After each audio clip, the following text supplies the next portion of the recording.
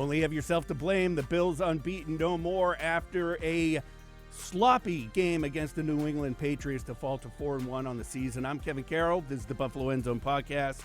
Along with Andy Young, two different viewpoints from the game against the Patriots as we get set to move on. A viewpoint I haven't had in a long time.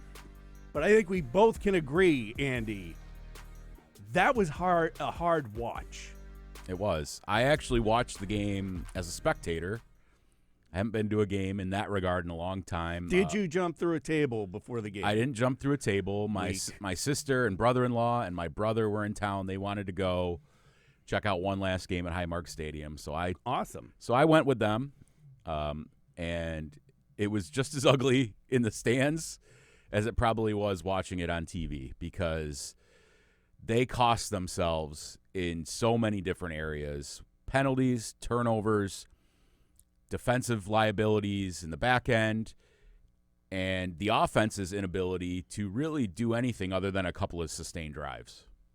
The offense drove me nuts. Yep. Like, I don't get – this is the bash on Joe Brady segment. I don't get some of the stuff that he calls half the time. And yesterday, it reared its ugly head against the Patriots early. I mean, early in the game, they try a flea flicker that Josh has to check down to. And then that fumble that came with the Dawson Knox and all that stuff – cutesy, trickery, misdirection and stuff. All that stuff's well and good, but you're playing against a team you're just better than. Are they? Well, yeah, you are what the score says you are, right. So apparently they're not, but, I mean, come on. That was unnecessary the way that game started. I mean, a field goal for the and I thought this was going to be the reverse. I thought, the Bills had started off strong, but kind of went into a lull in the middle of the game. I had a feeling, they're going to start off slow, but it looked like they were gaining momentum in the second quarter, and then they just kept shooting themselves in the foot over and over again on offense. And, Andy, the defense actually kept them in this one. Yeah, I mean, offensively, just self-inflicted wounds, one after the other. I mean, Josh throws an interception deep in the red zone when at one point I believe they had it 2nd and 3 at the Patriots' 9-yard line. Mm-hmm. They get, an offensive pass interference. Yep, pushes them back, and then he throws a pick on the next play. That's just kind of signified what kind of game this was for the Bills. And at one point, the penalties were like 9-2, I think. I was checking the stats on the NFL media site while I was watching the game from the stands, and they just never could get into a rhythm. They had a couple of nice drives, but beyond that, they seemingly do some of the things they do because I don't think they have the horses to win games throwing the ball. Can I say this without sounding like I'm patting myself on the back or I'm saying I'm right, but at the beginning of the year when we talked about how the Bills season was going to go, and I had mentioned they'll make the playoffs because of how easy their schedule is, but there are going to be some ugly games. This is what the issue was I had with how this team is, that the way the offense is set up, you have James Cook, you have Josh Allen, and I'll give you Shakir, and I'll give you Dalton Kincaid right now. But you just look at what's put out there and the lack of separate. Like Keon Coleman makes some great catches, but all of them are contested. All of them, he has to do something amazing in order to get the ball. You watch, some of the red zone throughout the day, and you see these burners get downfield and just blow past defensive backs, and it's just not there. There's just nothing like that at all with this team. Are you going to rely the whole time that Khalil Shakir can break 10 tackles and get a touchdown? It's a problem of you build this team around Allen and Cook and the running game and everybody eats. Well, guess what? You ran into the number 2 rush defense in the league, and Cook was not great. The offensive line had a little bit of trouble getting him to burst loose. And when he is not running for 100-plus yards and breaking off big plays, I think his longest gain was 9. Usually he gets some 20-yarders, gets some 15s, and he stacks those up. You'll see sequences in games where he gets 7, 11, 9, 4, 13, right? Yeah. And that just didn't happen for them. So then what's their answer? Well, Dalton Kincaid had a really nice game. He was fantastic. Great game. Might have been his best game as a pro. I agree. He's coming on. He's becoming the type of player they envisioned when they drafted him in the first round a couple of years back. But what about everybody else? Shakir is fine. He is what he is. He's a nice slot receiver. He's a good slot receiver. But they don't have anybody outside that's winning one-on-one, or at least Josh isn't seeing them. And if I'm missing something on tape, that could be. I did see Warren Sharp, who's a smart football analyst, put out a video where Josh left a clean pocket. It was actually on that throw where Josh scrambled to his right, threw it out, and Coleman caught it in the back of the end zone but was out of bounds. He left a clean pocket. So some of the blame has to go to Allen too. But generally, Allen they don't find anything in rhythm unless it's a quick screen or a quick play to Kincaid because, like you said, Coleman makes nice catches from time to time, those 50-50 balls, but I don't even think they were 50-50s in that game against the Patriots. I think he caught one of them, right? So where's Josh Palmer? They sat Elijah Moore. There is just no downfield threat. They often don't even try. Right. Unless it's Allen where he's scrambling and just throws one downfield and gets a pass interference. So you're going to live and die this season, and we still have who knows what's going to happen. You know, I think at this point last season, I think there were some complaints about the same thing, and then the Bills went out and got a wide receiver. It's the exact same thing. And brought him in because it was ugly against the Baltimore Ravens, especially once Shakir went down last year. There was just no one for Josh Allen to throw to, and then you have the Houston game following that. And, again, it was one of the worst-looking offenses you've seen since Josh Allen has been here. But guess what? Ultimately, Andy, they did right the ship, and the offense came around and started putting up points. But we're just you barely squeak by Miami and New Orleans, and then going in, you're like, if you come out and play a game like that against the Patriots with how their defense is set up, you could be in trouble. This is what happens. Yeah. You don't even get past 20 points. They've been playing with fire for a couple of weeks now as far as offensively what they're doing. And you get Cook going the last couple of weeks, but beyond that, there wasn't a ton to be excited about. Kincaid's going a little bit. Kincaid was really good this past game. But beyond that, I just don't know where you're going to consistently get balls, to get plays too. And, you know, you can try little things to scheme guys open, these screens, different things. But at the end of the day, you got to be able to push the ball down the field a little bit and make something happen that way in rhythm. You almost never see Josh just drop back, take his 3 to 5 or his 7, whatever it might be, on time, deliver a ball to a guy streaking across the middle or down the field. It just doesn't happen that much. And, you know, this is going to sound like, oh, my God, you're just crushing them because they lost. Well, these things have been festering for a couple of weeks now, and it goes beyond just this week, these few games. I mean, this is an issue that they had last season. What happened against the Chiefs? They didn't have anybody to beat anybody. Right. And yeah, great, you can put up 30 points a game, but when you're tested by good defenses or you get in a game where Cook isn't running the ball well and you can't get that going, where else do you turn to generate offense? Now, again, they did have some drives that looked like they were moving and then cost themselves with either turnovers or penalties or both. That's the frustrating part, and I know McDermott addressed it after the game, that those type of drive killers that the Bills had, either the turnovers or the penalties. Andy, there were a number of times where it was a simple formation penalty that just killed them. They're moving the ball down the field and someone's not lined up properly. That's stuff you work on in the summer or before you even get to the NFL, that you know where you have to be lined up before a play.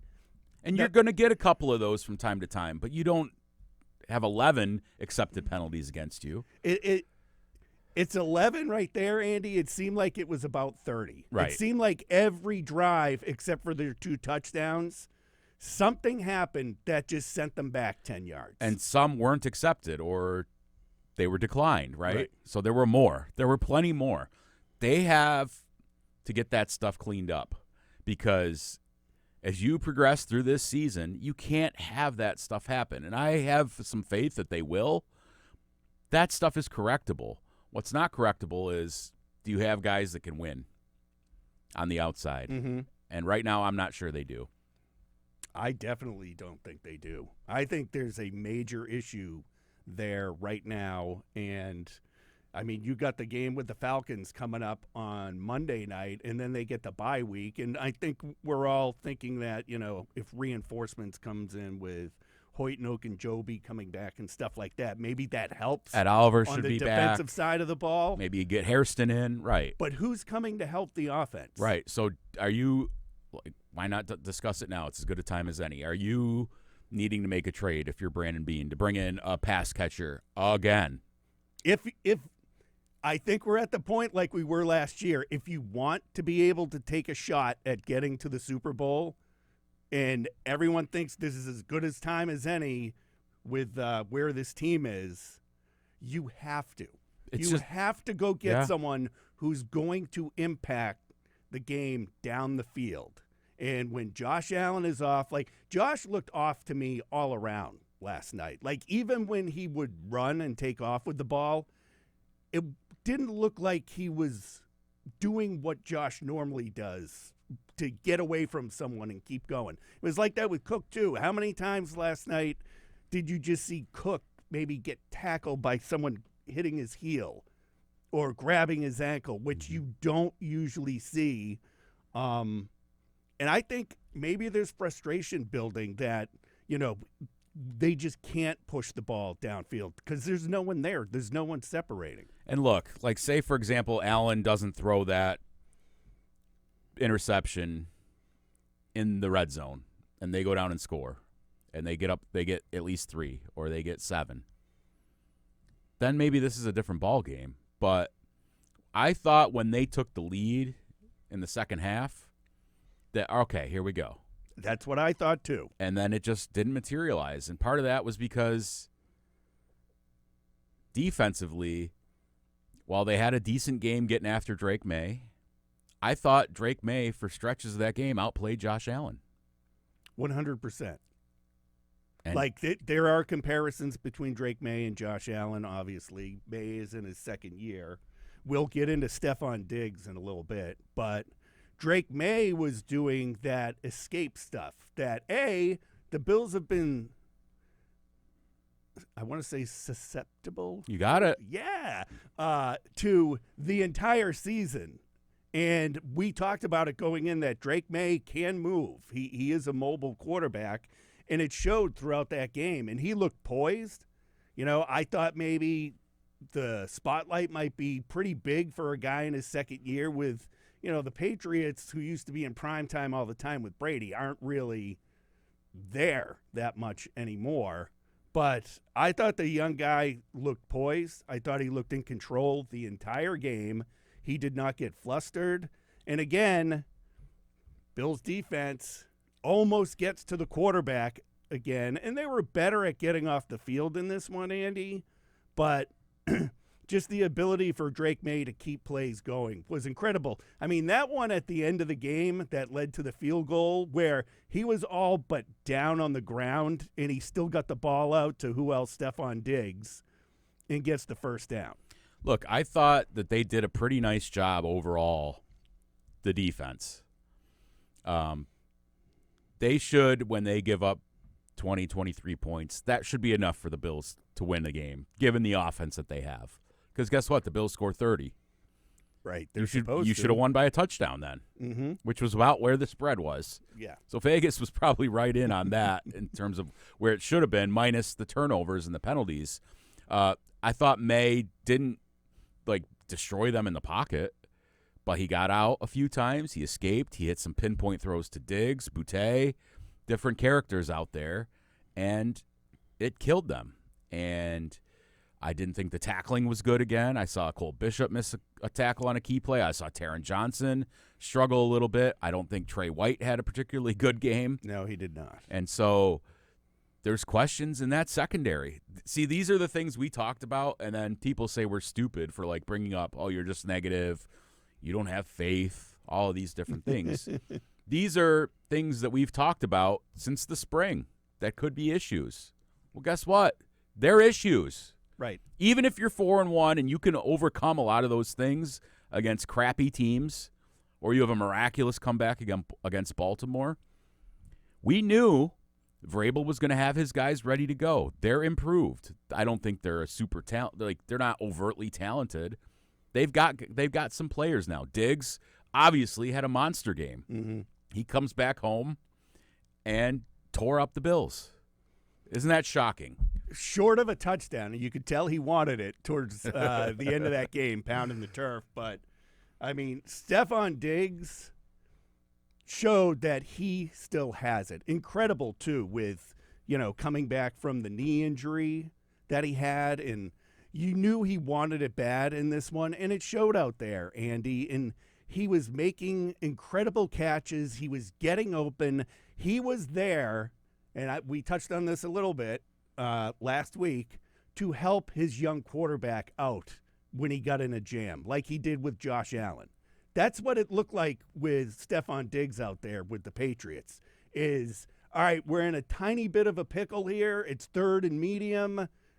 Diggs says, just find me. I'll be open. I'll catch it. Just find me. We'll keep the drive going. And what did he have? Like way over 100 yards. 146. 146 10 yards. catches. That's like 2020 Stefon Diggs. Almost had a touchdown, but Trey White pushed him out of the back of the end zone for a penalty. Would be nice for the Bills to have a guy like that, right? Like, that's the thing, right? I mean, even Diggs, that one play down the sideline, he was more than 20 yards downfield, gets that catch by the sideline. I don't like what the Patriots are doing with Diggs and what they just did to the Bills. Just says you can say everybody eats all you want, but you need someone that can get open in a pinch. Yeah, we've got some viewer comments from our YouTube channel. Nice. Welcome, chat. Joey Hatch says, the coaches did not get this team ready to play. We look like garbage on both sides of the ball last night. Better fix this or the Super Bowl aspirations are out the window. And then Wump Donkey 247 says, this team just can't tackle when a tackle is needed, but the Bills shot themselves in the foot way too many times. And then Joey, he's got some great comments here about Drake Maye going to his right. They let him do that. They knew that Drake Maye goes to his right and go downfield to Diggs. Oh, surprise, surprise. And he had a few more comments about being a realist about what this team is. And he's not wrong, right? Like, they certainly still are a Super Bowl contender, but they've got issues. A lot of teams have. Right. But if you want to win a Super Bowl, you got to separate yourself from a lot of teams. Right. What do you think? How do you think the feeling is, Andy, if the Bills ended up getting a touchdown instead of a field goal and winning the game? Do you think all these issues are right out on the table, or Yes. is it that the Bills can overcome the issues they have? I think it's still there. Like, even if they had somehow came back and won, I think the look at that game would still be negative. I mean, we were negative when they won against Miami and the Saints by double digits. Right. And because there are issues, we're looking big picture here. We're not fans who like to have blinders on. Now, like Joey here, probably a fan, doesn't have any blinders on. He sees the warts. And so even if they had won that game, we would have said, yeah, they were gritty. They made the plays when it mattered most, but they've got this, and this to clean up, right? Yeah. And maybe we're kind of singing the praises more about Kincaid, or somebody made a big tackle at the end to stop them from getting down the field. Yeah, or you're like, well, just one more game until the bye week, and maybe the team can get healthier and, kind of reboot. But now, Andy, I'm sitting here like, I don't know if the Bills can beat the Falcons coming up next Monday night. and then go in on a 2-game losing skid. And then the Patriots, I think they have the Saints. And now all of a sudden, after the bye week, maybe the Bills are looking up at the Patriots. I mean, that game in Atlanta is no gimme. They've got talent. Right. Bijan Robinson, good player. Drake London, Penix trying to come on as a quarterback. I don't think the Falcons are great. They've done a lot to retool their defense as well. And so you got to get some things straightened out on another road trip. Luckily for them, they get a little extra day of rest. Mm-hmm. Maybe Ed Oliver, some of these guys comes back, and they can right the ship. But, yeah, you got to watch yourself here because all of a sudden it could be a much tighter race in that division if you let a couple of more games slide, because now Patriots have a game up on you. I mean, you're going to play them later. Yep. So you can even that out, but still hurts the conference record, all of those things. Talking about guys who are getting healthy, what is your level of concern, disappointment with Matt Milano, who leaves the game, doesn't play in the second half, pectoral issue? Can they rely on Matt Milano anymore? I don't think so. Yeah. I mean, I was saying that last year that I thought Dorian Williams, towards the end of the year, But he was out. should still be starting. Right. But yeah, he was out for this game. I think Matt Milano and I think Trey White are two veteran guys on this team that I just don't trust anymore. And I was a big Trey White guy during the summer, but then like driving into work today, I'm like, why was that the case? Like, what was he doing during camp other than he had energy? He looked like he was keeping up. He looked like, he was still there. Well, maybe here's the point of this, too. Maybe he looked good in camp because he's going against the Bills receivers. I was just thinking that. Who we just dogged for 10 minutes. Then he goes against Stefon Diggs, and it is what it is. It's Cook City. Yeah. Right. So, yeah, I don't know. With Matt Milano, you root for the guy. It's got to be frustrating to keep dealing with these injuries that keep popping up. Ooh, some comments here. Ooh. Comedian Mo Brown on our chat on YouTube. Trey White needs to retire. Matt Milano needs to retire. Oh. This guy's not having it. Jeez. Well, there's a reason that the Bills reworked Milano's contract. Right. Basically gave him a pay cut and said that you can be a free agent a year sooner because of that. So now he's a free agent after this season. It might be this offseason we're not looking at Trey White and Matt Milano here again this offseason. I think for sure. I think that's like almost a lock. Right. That's going to happen. Yeah. And I don't know what's up with Dorian Williams. What was his? I think he had a knee injury. I'll double check that though. Okay. Yeah. I couldn't remember because I think I was not paying attention. I was playing Madden when the injury report came out. That doesn't update in real time. The injuries. It should, right? Yeah, it should. Just hit refresh. But, yeah, I mean, last year when Milano came back, I was big on him staying there, and, hopefully he returns sooner than later. Yeah, Dorian Williams, knee, Dorian Strong, and neck. That's concerning because now he's on IR. Right. You're thin at corner. I mean, we talk about having to go out and trade for a wide receiver. You're going to need a cornerback, too. Well, and here's the thing. Like, we're going to talk about Maxwell Hairston eventually maybe coming back. Mm-hmm. No sign that he's ready, even close to being back yet, though he's eligible to. But even when he comes back. Right. He got a week of training camp. Right. That's all he's done. That's not – when you look at Hoyt and Okunjobi coming off suspension and maybe they can help the team right away, and sometimes you'll hear, and Max Hairston could be coming back too. I don't see Max Hairston having an impact on this team at all until the end of the season, if that. At best. Right. He's just had no work. Like, you can say, he went through the spring, he did this and that. He's been in the classroom, he's been taking mental reps, all that stuff. But he hasn't done it in live action at all since the first week of training camp. Or in an NFL speed game. Right. It's been months. So to say that you need to rely on him, you can say, he's a first-round pick, he's got all these athletic traits.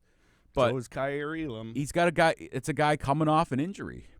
Mm-hmm. You don't know what you can expect from him. So I think, to me, your cornerback room, there's worry there, and I think there's worry at wide receiver. Those are the two biggest bugaboos, I think, among others. Yeah. And don't get me wrong, the Bills are still a very good team and have the ability to overcome a lot of this. You have the MVP. Mm-hmm. Let him be the MVP. Let him go out there and, sometimes you brought this up earlier, we're kind of jumping around topics here, but hey, this is free-flowing conversation. It's a conversation, Andy. Right, we're just letting it come off the dome as we do this here, but let him go out there and win some games for you. It almost feels like they know that they can't win games the way we're talking about. Right. With the downfield passing attack and with spreading the ball around and spreading it out and airing it out. So they kind of take the air out of the ball with James Cook. And that's great when it's working, but when it doesn't, when your fastball's not there, what's your off-speed pitch? Mm-hmm. Well, what's your changeup? What's your slider that you can still win with? And we talked about that, the battle between the Bills' rushing offense and the Patriots' rushing defense, and who was going to come out on top in this. And it was the Patriots. And if I was an offensive coordinator, I'd be an offensive coordinator. But I really honestly thought that the passing game would be more a part of what the Bills were going to do. And I think the Patriots kind of forced the hand eventually. Yeah, that's a good defense. You're going to run into that. Right. I mean, they're a good pass defense, too. So they're a good defense, generally. As I put it, they're a really bad mismatch for what the Bills are. Like, say what you want about how the Patriots have been lately, but this team right now with Vrabel built to beat the Buffalo Bills. Dominic Orsini on the YouTube chat. Brady's play calling starts out conservative. Then when the game goes south, he goes, okay, Josh, bail my butt out. Yeah. Right? I mean, that's how every game is played out this season. Here's comedian Mo Brown is back. He's good for a laugh. Allen is 1-5 with Sean Hockley reffing. God, that guy does drive you nuts. Somebody mentioned it to me that didn't know a lot about football or like watch the games that closely, that the guy is really obsessed with his own arms. Oh, like his dad. His dad was too. Right.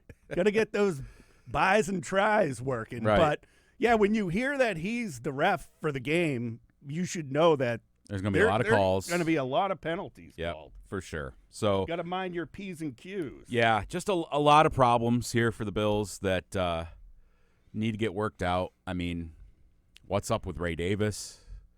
Got a little more run this past game. I think he got 6 plays. But James Cook was still at 73% of the snaps. But, I mean, you're having a hard time rushing with James Cook. Right. Well, I mean, you got it. Like, I get it. Joe Brady said last week, like, Ray Davis is a good player. I need to get him and Ty Johnson more involved. And they were.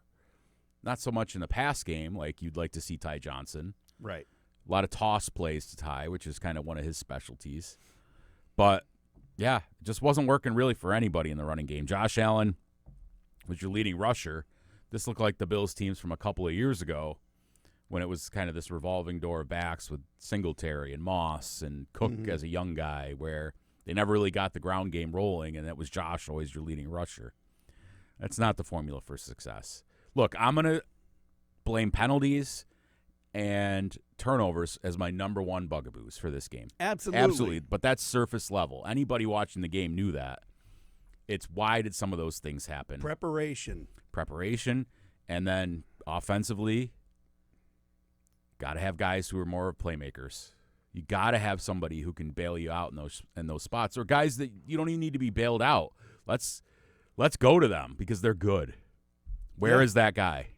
He's wearing number 8 right, on the Patriots. Now, listen, I'm not saying they should have kept Diggs because clearly there was acrimony there on both sides. Whatever happened there, to quote The Sopranos. But I think there still is some sort of a need for a guy like that to be a playmaker. That you don't have to feed 10 times, but a guy that you can go to reliably all the time that you know is going to win most of his matchups.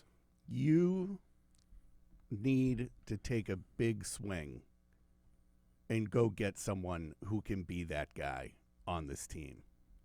I don't know who it is as we sit here right now, and I don't feel like looking it up. But I will tell you this, Andy. They need to recognize that this is a problem. I mean, Dan Marino made a Super Bowl, but never returned, never won. Sometimes I get the feeling that they're wasting some of Josh Allen's time with some of the teams over the last couple of years that we just know can't get over the hump. That you want to do what teams have done when they decided to go all in. Like I think about the Patriots back in 2007, where they lost to the Colts in the AFC Championship the year before and decided we're going to go all in. They ultimately lose to the Giants in the Super Bowl. But you had the greatest offense of all time. Right. And why? With Randy Moss. That was Randy your Moss. big ticket.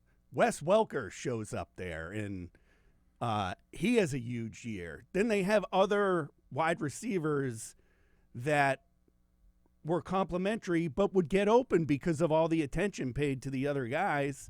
You just... Yeah, I mean, I heard Sal Capaccio on WGR, a good buddy who appears on this show from time to time. He brought up Rashid Shaheed from the Saints, who's a nice player, fast, has some speed. But are you confident that that's a guy that's going to come in and make a huge difference? He had a nice touchdown yesterday. Yeah, I think he had over 100 yards and had a really nice game. But I don't know. Maybe. Yeah, I mean, who knows? I just know that I've been thoroughly unimpressed with the separation and here we are. We're back talking wide receivers. That group. Until they really address it in a way that's more meaningful. I mean, you give Josh Palmer a nice contract. Curtis Samuel finally is coming around a little bit, but it's not like you're giving him 8 catches a game. So where is that guy? They don't have it. I thought it would be Joshua Palmer. I honestly thought that. It hasn't been there for whatever reason. No, and now the Indianapolis Colts are the top seed in the AFC, Andy, as we look at this. Pittsburgh's still in the mix. Your Chargers lost. Chargers lost again. Jacksonville. Kansas City, of course. I said at the beginning of the season that I thought the Bills would have a lull at some point and just it would get frustrating for a while, and I think we're at that point right now.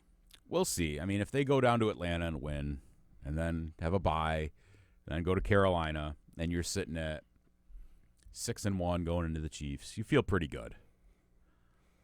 But we're here. We've arrived at this point where we get to almost every year. We're like, is this team good enough to mask the issues they have? And it's always around October. I mean, either early October or late October. As Nick Wright says, every Bills fan's favorite commentator from Fox Sports, September champions. Drop the banner. That's a show. I'm having fun, Bills fans.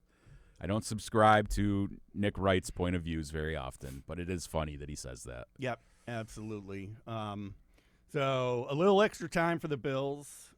Practice week this week, I believe, is normal, even though they're playing on Monday, from what I heard last week. Yeah, we'll see. I mean, I think they'll still have practice Wednesday and Thursday, and then they'll probably either go Wednesday, Thursday, Friday, or Wednesday, Thursday, walk through Friday, practice Saturday, fly out to Atlanta on Sunday. We'll see. Wednesday practice. Thursday, Sabres open the NHL season. How do you feel about the Sabres? You've been over there a few times during their training camp. I'm at the point where it's like, show me. Mm-hmm. Just get out there and show me. Don't be eliminated from the playoffs before Christmas. Their goaltending situation is concerning again. Yeah. Because they have 4 guys. Ukko-Pekka Luukkonen hurt again, right? Mm-hmm. After the Matt Milano of the Sabres. Right. So then are you going with Alex Lyon? I would think you'd have to go with Alex Lyon. Yeah, right? Gorgiev. You brought him in. And then you have Levi still. I mean, yeah. Show me that, and I think they've got a chance. Somebody's got to step forward and be their top goaltender. Bills practice Wednesday, Sabres Thursday, golf Friday if the Bills are off. I will not be partaking. You son of a gun. Well, wait. If the Bills are off, I might. Well, that's what I mean. Maybe they practice Saturday. Normally, Friday, you and one of our old buddies go golfing on Fridays because those are your days off. And I'm usually at Fast Friday, toiling away, putting together a feature story from one of my candid one-on-one conversations with a Bills player. Or like last week, we had Ronald Curry, which was kind of an enlightening piece. Yeah. The quarterback. You can still find that on SpectrumLocalNews.com. Not the quarterback, former quarterback at North Carolina, but quarterback's coach. So that was kind of a cool story to kind of hear how he has seen the development of Josh Allen in the 2 seasons he's been here now with the Bills. Obviously, he wins MVP in Curry's first year as his quarterback's coach, and just the way that Curry is able to relate to players because he was a legendary high school athlete. Like, people thought he was better than Michael Vick coming out of high school in Hampton Road, Virginia. So. And then obviously plays 2 sports at North Carolina, had a 7-year career as a wide receiver for the Raiders. So just kind of a cool piece. So go back and check that out. It's kind of an evergreen story about his journey and his relationship with Allen. So you can check that out if you want some good reading after a loss, right? Yeah, it's a real fun piece. So we'll be back here on Wednesday as the Bills get ready for the Atlanta Falcons Monday Night Football. And now we are also airing our Wednesday midweek podcasts on TV in the Rochester and Buffalo area. So if you are just around, it's at 9 o'clock at night on Wednesdays. We record the podcast a little bit earlier, but then it airs a little later on TV. Yeah, and you can still catch us on YouTube, on Facebook, your audio podcast channels, SpectrumLocalNews.com. But now if you're watching on TV and you don't want to flip the smart controller over to YouTube, you can just watch us on Channel 1 right when your cable turns on. Spectrum Local News. Check us out, 9 o'clock, usually on Wednesdays if the Bills have a Wednesday media day. Yeah, absolutely. Better days to come. Let's end on that note. All right. We'll see you down the road. As always, thanks for joining us, everyone.